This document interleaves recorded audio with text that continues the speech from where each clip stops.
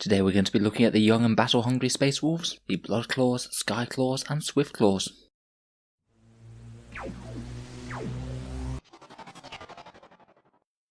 Hello and welcome back to Auspex Tactics, the strategy-focused 40k channel, where we're all about getting the most out of our miniatures on the tabletop. We're back for another Space Wolves Codex unit review, and it's a triple build today. We're looking at all the units with the Bloodclaw keyword, whether they're the standard ground-bound Bloodclaws, the Skyclaws who zoom through the air on jump packs, or the Swiftclaw bikers with their excellent mobility. We'll be taking a look at all of their datasheets, any obvious buffs and synergies on the table, and how I would run them in a Space Wolves army. In the background, the Bloodclaws are the first and lowest ranks in the Space Wolf chapter, to which initiates are assigned after completing their basic training. Unlike the majority of chapters that employ their neophyte Space Marines as scouts, Space Wolves employ their neophytes as assault troops as Bloodclaws, allowing them to vent their enthusiasm and battle lust on the enemy. The Space Wolves believe that real combat is the best form of training and encourage Bloodclaws to take place at the vanguard and learn skills firsthand. They are renowned for being reckless and believing in their own invulnerability, having recently joined the ranks of the mythical Sky Warriors, and they're well known for taking risks that are potentially suicidal even for a Space Marine. For this reason, Bloodclaw packs are usually led by a senior member of the chapter, such as a Grey Hunter or Wolf Guard, who reign in the worst excesses of this recklessness and mark out those who are showing potential for advancement. A typical Bloodclaw pack numbers between 5 and 15 Marines, and casualties often quickly take their toll, their numbers reducing to a core. Most will progress to become Grey Hunters, but some take a lot longer to outgrow their reckless phase, and with those with more experience, they're rewarded by either joining the Skyclaw assault packs or the Swiftclaw bike squadrons. So let's see what these berserkers can do in battle then, and we'll take a look at their datasheets. So the Bloodclaws are of course a troop's choice for Codex Space Wolves, and they come in a pack of 5 models to start with, including their Bloodclaw pack leader. You can get really big squads of these guys, and they can go up to 15 Bloodclaws, and you can also take a Wolf Guard or Wolf Guard Terminator pack leader on top of that. Their profile is largely quite similar to a standard Space Marine, but it is interesting that they have a ballistic skill of 4+ rather than 3+, so they're significantly worse at shooting. For your 12 points a model, each Bloodclaw gets a chainsaw and bolt pistol, and frag and crack grenades. In terms of options, a couple of Bloodclaws can take special weapons such as flamers and meltaguns and things. In reality, I wouldn't usually bother with this. Only having a ballistic skill of 4+ just makes them much worse at bearing these weapons than other squads would. And if you're using a flamer, then you're kind of up close anyway, so you're likely to be making a charge and cutting them up with chainswords. The Bloodclaw pack leader can take a power sword, power axe or power fist, which isn't a bad shout for adding a little bit of extra anti-armor punch to the squad. And the Wolf Guard pack leader or Wolf Guard Terminator pack leader can take all their usual things. And if you want a special weapon, then they're probably the best place to use it, as they do have the ballistic skill of 3+, so it makes a lot more sense to put a combi weapon on them rather than on the standard squad. You can take a Storm Shield and Storm Bolter Terminator pack leader, which can be a good option for adding durability to the squad, or you can keep them as a bit more of a melee powerhouse, maybe give them something fancy like a Thunderhammer, and plan to have them survive until the squad's demise. Now the Bloodclaws have all their standard Space Marine special rules, including Angels of Death, fully Shock Assault and Combat Doctrines, but it's their Berserk Charge special rule that makes them interesting as a unit. On a turn when they make a successful charge, you can make 1 additional attack in the fight phase with all models in this unit. So typically a chainsword armed Bloodclaws will be hitting with 3 attacks in each successful charge phase, which is pretty decent in terms of strength 4 hits for the amount of points that you pay. This one does affect the Wolf Guard pack leader as well, which makes having a fancy combat weapon even more viable. As a bit of a downside of the squad though, they do have the headstrong rule, which means that they must declare a charge in the charge phase if they're able to do so, which could be a bit problematic if there's something that they really don't want to charge, say something with awesome overwatch that's just going to kill them. For that reason I would typically take a Wolf Guard pack leader in the squad, just so you're not going to have to deal with your Bloodclaws making dumb decisions at a critical point in the battle. So I think that Bloodclaws are really quite an interesting unit. Cheap troops that can be taken in very large squads to receive decent buffs, poor in ballistic skill, but far better than standard Space Marines with the Chainsword, Shock Assault and Berserk Charge, which I realised I was adding it up wrong earlier, and you actually get 4 attacks out of each guy each time they charge. Very nice indeed. Let's move on to their Skyclaw brothers then. The Skyclaws are essentially the Bloodclaw Assault Marines, and have a very similar stat line, except they have movement 12 inches and the fly keyword. These guys are 16 points a model, so we're paying 4 points extra for that additional movement. Again, you can take up to 15 in a squad, and they can be led by a Wolf Guard Sky Leader who's 19 points and has the additional leadership and unit options. Again, they can take a couple of special weapons, though I wouldn't usually bother due to that bad ballistic skill, though I'd be tempted by Power Fists on the Skyclaw pack leader and maybe a Thunderhammer on the Wolfguard pack leader. Other than that, they have the same Berserk charge and Headstrong special rules as the Bloodclaws, so they hit extra hard and they can compete pretty well with Wolfguard with jump packs, at least in terms of raw numbers of strength 4 attacks. At 16 points ahead, that means that you could have a full unit of 15 of them for 240 points, as opposed to the 180 points that you pay for a full unit of Bloodclaws. I think the two are fairly well balanced. Obviously Skyclaws are great having the extra mobility, but you do pay a bit of a premium over the Bloodclaws for having that. So the question is, can you deliver them with just the raw amount of bodies that they have, or do you need the extra mobility to get them in? The Skyclaws do of course have a jump pack assault rule, meaning that they can come out of reserve to attempt to make a charge, which can be a decently powerful option. Third and finally, we come to the Swiftclaw Bikers. Again, these guys have very similar rules to the other ones. They're essentially standard Space Marine Bikers, but instead of having a ballistic skill of 3+, they have a ballistic skill of 4+. Again, it's pretty interesting that you can take absolutely colossal squads of these if you want to. You can have up to 15 Swiftclaw Bikers in a single squad. This would cost you a fair amount though, as such a squad would be 345 points. They can also be accompanied by a Swiftclaw attack bike, or a Wolfguard bike leader as well. In all honesty, I wouldn't bother with the Swiftclaw attack bike, seeing as they have the ballistic skill of 4+, which means that you're going to be hitting on 5s with its heavy bolter or multi-melter every single time it moves, making it absolutely rubbish in terms of damage output for the points. The Wolfguard bike leader will help keep your bikes in line, but he is a bit of an expensive one at 32 points for the base model, so he's 9 points more than the Swiftclaws. I'm not entirely certain why he's so much more expensive than in the other packs that we've talked about. I suppose he does have ballistic skill 3+, which helps, and he can take a storm bolter on top of his regular twin bolt gun, meaning that he can be pumping out 8 shots a turn at 24-inch range, so even with his heightened points cost, he's a pretty reasonable pickup for the unit. In terms of options, all the bikers come armed with bolt pistols as standard. You should absolutely swap them out for chainswords for free, as this just doubles down on making them an actual dedicated bike close combat unit, and again each bike will be having 4 attacks on the charge thanks to Berserk charge, and you can also bolster it up by giving either the Wolfguard or Swiftclaw pack leader a fancy power weapon as well. For special rules, they have Angels of Death, which in addition to the extra AP from combat doctrines and extra attack of shock assault, will actually be using the bolter discipline rule as well. And it means that they can rapid fire those twin bolt guns all the way out to 24 inches, meaning that you will be managing a fair amount of firepower even with their abnormally low ballistic skill. In addition to the standard Headstrong and Berserk charge rules that all of the Bloodclaws get, these guys also have turbo boost if you do want to go flat out, and if they advance then you just add 6 inches to the movement characteristic instead of rolling to see how far extra they go.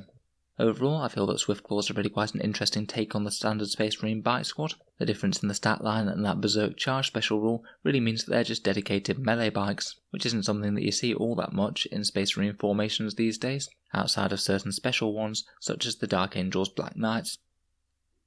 So let's talk about some of the buffs and synergies available to the various stripes of Bloodclaw then. First of all, they're absolutely excellent recipients of both Savage Fury and Hunters Unleashed, hitting on 2s when they charge with that extra attack for Berserk charge, further doubling down on their charges dealing an excessive amount of damage. If you do manage to get a full squad of Bloodclaws charging, that will be an average of 60 strength 4 attacks, and hitting on 2s that will be a whopping 50 hits. That gets massively better in Savage Fury, where you get AP -1 and also additional hits on top of that, which will mean that 60 attacks average out to get 60 hits. If you're in the Assault Doctrine, then that's basically one full mob of 30 orc boys dead in one turn, provided you can deliver the full squad there, that is. In terms of character support, of course any Wolf Lords and Wolfguard battle leaders will be excellent for rerolls, and Logan Grimnar can be particularly good with them in terms of buffing their ballistic skill back up to normal level, where he'll add a flat 50% damage increase to the shooting output of Swiftclaws for example. Lucas the Trickster is a Bloodclaw hero, and he has a pretty decent fighty stat line, as well as giving reroll 1s to wound for nearby Bloodclaws, so he can be an interesting alternative to a Wolfguard battle leader if you want some rerolls. The all-new Primaris Ragnar Blackmane can certainly help them out by getting them reroll charges, and also extra consolidation, which can be quite handy for big wolf packs like the Bloodclaws. Chaplain Listeners can certainly amp up their damage output in close combat, though I think perhaps the best use of a Wolf Priest is to meet a big pack of Skyclaws when the Wolf Priest has already started on the board, and give them the +2 to charges, meaning that they could actually make a pretty reasonable, reliable charge out of Deep Strike. They can also help with morale as well somewhat, which is certainly helpful for a big unit like this. The Bloodclaws can certainly make use of various transport options, potentially slamming into the ground with a drop pod turn 1, which could be a good if fairly pricey way to get a charge off straight away. They could wander up the board in rhinos, or potentially make the use of a Stormwolf gunship to deliver a big unit right to the heart of the foe. I do feel that with the transports you are putting a lot of points into delivering a unit, and every turn that they're within the transports they don't get to charge, but I guess that's more of a criticism of how transports work in 8th rather than being bad for the Bloodclaws in general. In terms of stratagems, the Bloodclaws as Space Wolves infantry certainly have plenty that can be helpful. For a little bit of extra close combat damage, they have Overwhelming Impetuosity for 1 command point. This one will allow them to reroll failed hit rolls if they're targeting a unit with a higher power level than them. This will usually only equate to reroll 1s, as they'll be hitting on 2s anyway due to Hunters Unleashed, but if you've got a really big unit then that could equate to some meaningful damage increase. You do have the potential for setting them up on outflank with Cunning of the Wolf, and it's certainly not a bad choice, though I would be typically looking to do this with something a bit faster and more deadly, something like Wolfen for example. If you whittle down to the last man, then Lone Wolf to make a pack leader. A really fighty character could be handy, and if you do manage to make a good successful charge and wipe out one opponent, you could potentially go forward to wipe out another with Honour the Chapter. Very pricey, but if we are talking about up to 60 attacks, then it could well be very worth it. From the Saga of the Beast we get the option of Transhuman Physiology to help keep them alive a little bit more, though it is pretty expensive and probably better employed on other units. Hammer of Wrath, which can be pretty potent on a Skyclaw pack. For every one of your potentially very big Skyclaw unit that gets within 1 inches, you roll a dice and on a 5+ the enemy suffers a mortal wound. Theoretically, if you did get all 15 in, then that could be on average 5 mortal wounds, which would be excellent return. That's probably one of the best places that you can use this stratagem. There's a 2 command point as well for Skilled Riders for Space Wolf biker units. They can give it a 4+ invulnerable save against ranged attacks, or even go up to a 3+ invul save if they advance that turn. Could be a reasonably decent way of keeping them alive longer to try and make that charge, though this one is very pricey indeed at 2 command points for the ability. Finally, counter charge is always going to be worth mentioning whenever you can use it. 1 command point for a 6-inch heroic intervention to potentially get an extra fight phase is really handy indeed. So how would I use these various Bloodclaw units in battle then? I think personally for standard Bloodclaw squads, I wouldn't use small units of them to fill up battalions, even though they are just as cheap as Grey Hunters. I think that role is better suited by the Grey Hunters, as they can happily chip away with a few bolter shots each turn, rather than needing a bit of a critical mass for assault units. With that in mind, I would be tempted to increase the Bloodclaw standard pack size by something like 10 or even up to maximum 15. Just because of the way that combat works, it's usually pretty helpful to have a critical number of bodies to be able to shrug off incidental overwatch, and if your opponent happens to strike you first, then it's important to have enough bodies to hit back with. I'd be very tempted to take a Wolfguard pack leader, potentially with a Thunderhammer and Storm Shield, to deal some real melee damage, and add a bit of anti-armor bites to the squad. Ideally we'd then want a delivery system of some sort. If we weren't using the Terminator we could think about a Storm Wolf, if we were 10 models or less we could think about Rhinos or Drop Pods. And at any size we could think about using Cunning of the Wolf to set them up on the flanks. I honestly don't think that just foot slogging them up the board is a particularly good idea. They aren't awful at taking damage, but they're just not all that fast, and you'll likely have several turns of slogging across the board getting shot by guns before they actually make it to close combat, if they ever do. I'm not saying that it couldn't ever work to have enormous amounts of Bloodclaws on the table, they are only 12 points a model. If you went a bit mad with the bodies, you could theoretically have something like 100 Bloodclaws charging up towards the enemy for only 1200 points out of your army, but I'm not sure it's the most competitive idea in the world. In terms of Skyclaws, I think a similar logic applies. I typically want to increase them above the minimum size of 5, but these guys are more expensive, and you are paying a premium for them. So I'd be happy with anywhere between say 10 and 15 of them again. Depending on the opponent, you could think about either deep striking them with their reserve rule, or just bounding them up the field as a counter-charge type unit, where hopefully their decent movement should mean that they get the charge on the enemy, rather than the other way around. If you are dropping them in, then usually the earlier that you can drop them the better, as they'll have more impact on the game earlier on. With all of those strength 4 attacks, they could be quite good at clearing out screening units. If you can drop them in cover, then charge the enemy and wrap and trap them, then that would be great. And if you can get any charge buffs to coordinate with them on the battlefield, say dropping into a Wolf Priest's aura, or dropping next to some Wolfen or Ragnar, then that would also be very good for helping them get the charge. In terms of the Swiftclaw bikers, I could quite happily see them being fielded in much more variable squad sizes. I wouldn't be anywhere near as averse to including small units of these guys. Their decent movement and some damage at range means that they can be fairly flexible outriders, potentially zipping around securing objectives, gunning down some light infantry, and potentially charging in more to tie up units than necessarily kill them with large amounts of damage. Again, I think it would be a really fun unit to use if you did take a massive unit of 15 Swiftclaws, but that's very expensive on the tabletop, at around about 350 points before you've even included things like Thunderhammers on the battle leader. Talking of that, I will be very tempted to include a battle leader, either with a fancy power weapon, or potentially with an extra storm bolter, just to churn out the bolt shots in the general direction of the enemy. Once you do make contact with the enemy, hopefully you can use large squad sizes for these units to fan out and tie up multiple things, potentially stopping enemy units from shooting, or maybe spreading out a little bit to contest or hold objectives. I'd certainly think about using the extra damage buffs, such as re-rolling hits if you are fighting something with a greater power level, or potentially fighting again if you are using a very big unit of Bloodclaws.